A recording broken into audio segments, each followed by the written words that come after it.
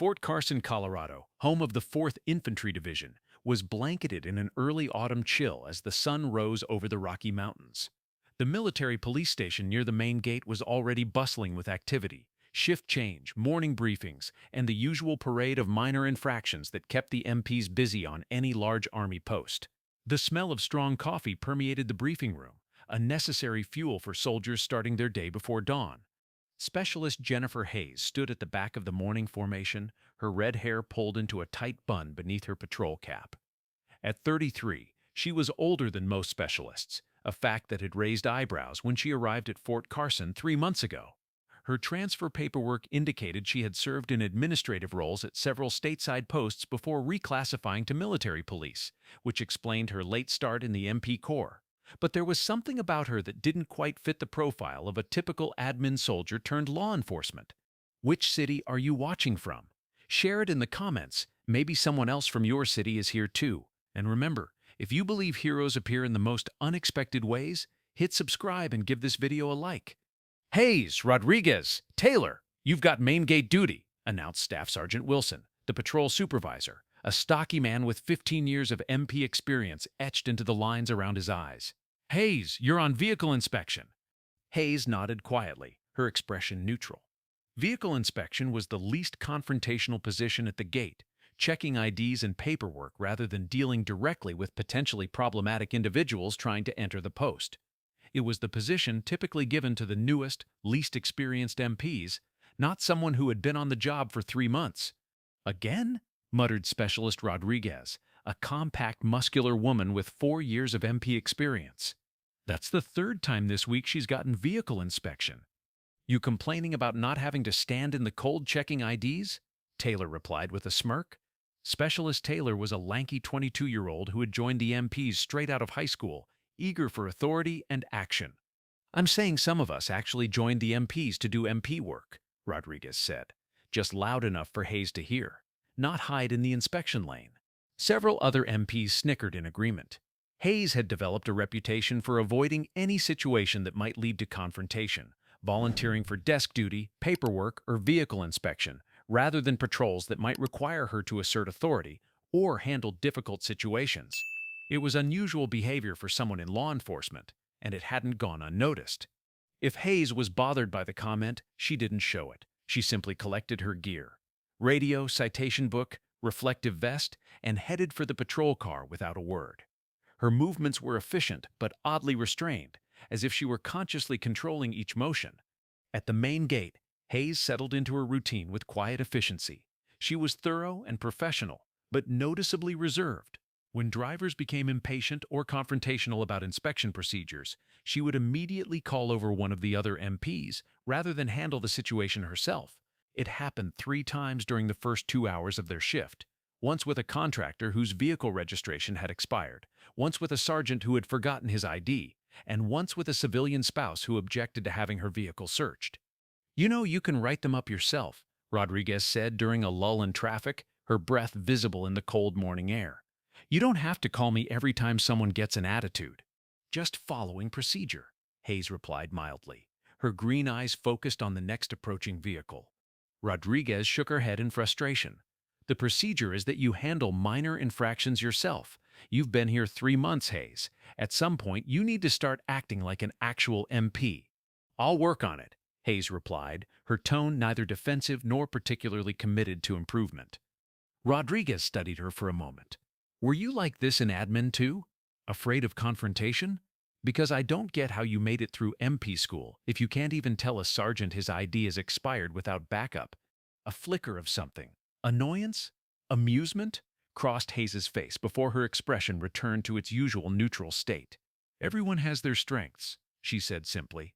Yeah, well, in this job, dealing with difficult people is a requirement, not an option, Rodriguez replied, walking back to her position at the ID check station. Before Rodriguez could question her further, their radios crackled to life. All units near the main gate. We have a code 1016 at the officers' housing area, building 1420. Domestic disturbance. Possible weapons involved. Staff Sergeant Wilson's voice came through immediately after. Gate team, that's 2 blocks from you. Respond immediately. Backup is en route. Rodriguez and Taylor exchanged glances. Domestic disturbances were always unpredictable, and the mention of weapons elevated the risk significantly. They had handled several domestic calls during their time as MPs, but none involving weapons. "Let's go," Rodriguez said, already moving toward their patrol car. "Hayes, you stay at the gate until relief arrives." Hayes shook her head. "Negative. We all respond to a code 1016. That's protocol." Rodriguez looked like she wanted to argue, but knew Hayes was right. The three MPs piled into the patrol car and sped toward the officers' housing area, Rodriguez driving, Taylor in the passenger seat, and Hayes in the back. "Hayes, when we get there, stay back and call for additional units if needed," Rodriguez instructed, glancing in the rearview mirror. "Taylor and I will make initial contact." "Understood," Hayes replied, checking her gear with methodical precision. As they approached Building 1420, a modern three-story apartment complex reserved for field-grade officers and their families, they could hear shouting from one of the units. A small crowd of neighbors had gathered at a safe distance, some still in pajamas or workout clothes, watching the scene unfold with concerned expressions. Rodriguez parked the patrol car, and the three MPs approached the gathering. An older woman in a bathrobe stepped forward to meet them. "What's the situation?" Rodriguez asked her. "It's Major Lewis," the woman replied, her voice shaking slightly. "He came home drunk again and started fighting with his wife. I heard her scream, then something that sounded like a gunshot, then silence." "How long ago was the gunshot?" Taylor asked, his hand instinctively moving to his sidearm. "Maybe 5 minutes," another neighbor offered. "Right before we called you." The three MPs exchanged glances. This was no longer just a domestic disturbance. It was a potential hostage situation with firearms involved, possibly even a shooting with injuries or worse. "We need to wait for backup," Taylor said, his voice low. "If he's armed and already fired once, we need SWAT." "There's no time," Rodriguez countered. "If Mrs. Lewis is injured, every minute could matter. We need to at least establish contact and assess the situation." As they debated their next move, Hayes had already begun quietly removing her patrol belt and vest. "What are you doing?" Rodriguez asked incredulously. "Creating a distraction," Hayes replied, her voice suddenly different, more authoritative, more certain. She handed her equipment to Taylor. "When I approach the door, I want you two to move to the side windows and be ready to enter on my signal." "Are you crazy? You can't just approach an armed suspect without protection," Rodriguez hissed. "That's against every protocol we have." "He's less likely to see me as a threat without the gear," Hayes explained calmly. "And if he's watching the front, he won't notice you two moving into position." "This isn't a suggestion, Hayes. As senior MP present, I'm ordering you to wait for backup," Rodriguez insisted. But Hayes was already moving toward the building, her body language completely transformed. Gone was the hesitant, conflict-averse MP. In her place was someone who moved with the fluid confidence of a combat veteran, balanced, alert, and completely in control. "Trust me," she said over her shoulder, her green eyes now sharp with focus. "I've done this before."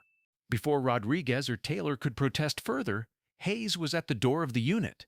She knocked firmly, positioning herself to the side of the door rather than directly in front of it, a tactical position that both Rodriguez and Taylor recognized as standard procedure for approaching an armed suspect. "Military police," she called out, her voice calm but carrying authority. "Major Lewis, I need to speak with you." There was a moment of silence, then heavy footsteps approaching the door. Rodriguez and Taylor, after a moment of stunned hesitation, moved quickly to their positions at the side windows, drawing their sidearms and preparing to provide support. "Go away!" A male voice slurred from inside. "This is a private matter." "I understand, sir," Hayes replied, maintaining her calm tone, "but I heard there might be someone injured inside. I just need to confirm everyone is okay, then I'll leave you alone." The door opened a crack, revealing a red-faced man in his 40s, wearing a rumpled army t-shirt. The smell of alcohol wafted through the opening. Major Lewis was a tall, powerfully built man with the physique of someone who had once been in excellent shape, but had begun to soften with age and alcohol. "Everyone's fine," he growled. "Now get off my porch before I report you for harassment." Hayes nodded understandingly. "I'll be happy to leave, sir. I just need to see Mrs. Lewis first to confirm she's okay." The major's face darkened. "You don't give orders to a field-grade officer, specialist." Hayes's posture shifted subtly. With respect, sir, in this situation I do. Now, you can either let me see your wife, or I can come back with a warrant and a team that will be much less discreet. Lewis's eyes narrowed as he assessed the red-headed MP on his doorstep. Something in her steady gaze must have given him pause, because after a moment he stepped back and opened the door wider. Fine, come in. She's in the kitchen, but make it quick. Hayes entered the house, signaling discreetly to Rodriguez and Taylor to move to their positions. As she followed Lewis through the living room, she noted several signs of struggle: an overturned coffee table, a broken lamp, and most concerning, what appeared to be a bullet hole in the wall near the kitchen doorway. In the kitchen, Mrs. Lewis sat at the table, her head down. When she looked up at Hayes's entrance, a bruise was clearly visible on her cheek, and her eyes were wide with fear. She was a petite woman in her 30s, wearing pajamas and clutching a dish towel that appeared to be wrapped around her left arm. "Are you okay, ma'am?" Hayes asked gently, moving slowly toward her while keeping Lewis in her peripheral vision. Before Mrs. Lewis could answer, the major moved suddenly, pulling a handgun from the back of his waistband and pointing it at Hayes. "Both of you, sit down," he ordered. "This has gone far enough." What happened next occurred so quickly that later, when Rodriguez and Taylor tried to describe it in their reports, they struggled to capture the sequence of events. Hayes moved with astonishing speed and precision. In one fluid motion, she stepped inside Lewis's gun arm, trapped it against her body, and executed a perfect disarming technique that left the major face down on the kitchen floor with his own weapon pressed against the base of his skull. The entire takedown took less than 2 seconds and was executed with the kind of precision that only comes from extensive training and real-world experience. "Major Lewis," Hayes said calmly, as if she were simply checking his ID at the gate, "you are under arrest for assault, domestic violence, and threatening a military police officer with a deadly weapon."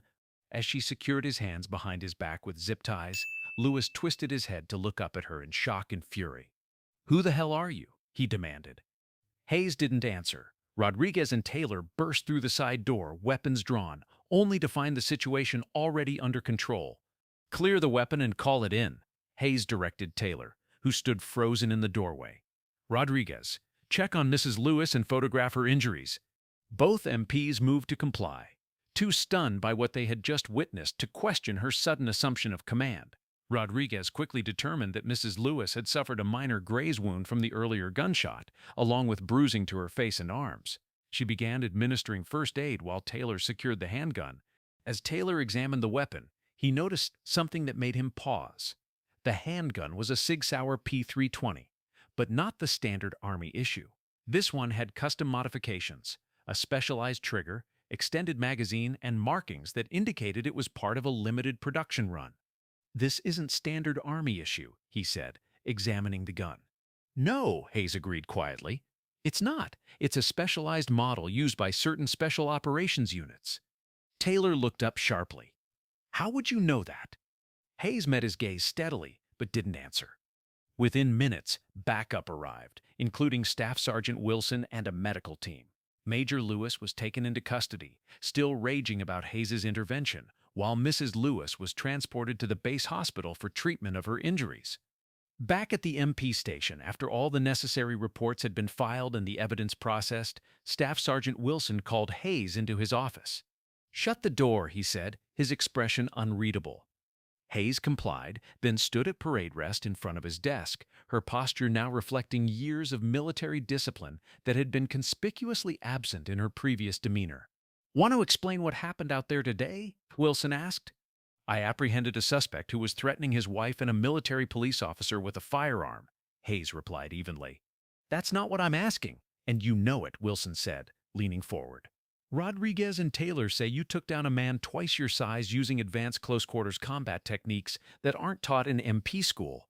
Taylor also says you identified Lewis's non-standard weapon immediately." Hayes remained silent, her face impassive. Wilson sighed and reached into his desk drawer, pulling out a file. "After what happened today, I made some calls. Your personnel file came back with more redactions than content, so I reached out to a buddy of mine at USAOC. He opened the file and turned it so Hayes could see the contents. Inside was a single photograph, a team of soldiers in combat gear in what appeared to be Afghanistan. In the center of the group was a woman with unmistakable red hair, though her face was partially obscured by tactical gear. The soldiers wore the distinctive patches of U.S. Army Special Forces. Sergeant First Class Jennifer Hayes. Wilson read from a separate document. U.S. Army Special Forces Support Element. 3 tours in Afghanistan, 1 in Syria. 14 missions behind enemy lines. Silver Star recipient for actions during Operation Enduring Freedom. He looked up at her. You want to tell me why one of the most decorated female soldiers in special operations is pretending to be a timid MP specialist at Fort Carson? Hayes's posture changed subtly as she assessed Wilson. After a moment, she reached into her pocket and placed a folded document on his desk. I'm here under orders, Staff Sergeant, she said, her voice now carrying the authority of her true rank. This is my authorization letter from Army Criminal Investigation Division. Wilson opened the document and scanned it quickly. Your CID? Temporarily attached, Hayes clarified. I'm still Special Forces, but I've been working with CID on a specific investigation. Major Lewis? Hayes nodded. We've had reports of stolen special operations equipment being sold on the black market. The trail led to Fort Carson and eventually to Lewis. We needed evidence of him in possession of the stolen items. The sidearm, Wilson realized. Among other things, Hayes confirmed. We believe he's been stealing equipment during his rotation as a liaison officer to USASOC and selling it to private military contractors. The weapon he pulled today was just one piece of evidence. There's likely more in his home and office. Wilson leaned back in his chair, processing this information. So the domestic disturbance call was unexpected, but it gave us the probable cause we needed to enter his home legally and find the evidence, Hayes finished. Sometimes the best operations are the ones you don't plan. And the past 3 months of you avoiding every possible confrontation? A small smile crossed Hayes's face. My cover was as a former administrative specialist who reclassified to MP. Someone with no combat experience would naturally be hesitant in confrontational situations. Plus, it kept me under the radar while I gathered intelligence on Lewis's activities. What about the incident at the gate this morning, with the civilian who didn't want his trunk checked? Former Delta Force operator, now working as a security consultant, Hayes explained. I recognized him from a joint operation years ago. He wasn't part of the investigation, but I couldn't risk him recognizing me if I called for backup. Wilson shook his head in disbelief. Well, your cover's blown now. The whole company is talking about how you took down Lewis like some kind of special ops ninja. The investigation is essentially complete anyway, Hayes replied. CID will take Lewis into custody for questioning about the stolen equipment. With luck, he'll give up his contacts in exchange for leniency on the domestic violence charges. And you? Wilson asked. What happens now? I'll be reassigned, she said simply. Another mission, another cover. Wilson studied her for a moment. Must be strange, constantly pretending to be someone you're not. Hayes considered this. It's part of the job. In my line of work, being underestimated is an advantage. People reveal things to those they don't perceive as threats. Like how everyone here thought you were afraid of confrontation, Wilson said, understanding dawning. Exactly, Hayes nodded. It's amazing what people will say and do around someone they think is incompetent or weak. For what it's worth, Wilson said, extending his hand, it was an honor having you here, Sergeant First Class, even if we didn't know who you really were. Hayes shook his hand firmly. Thank you, Staff Sergeant.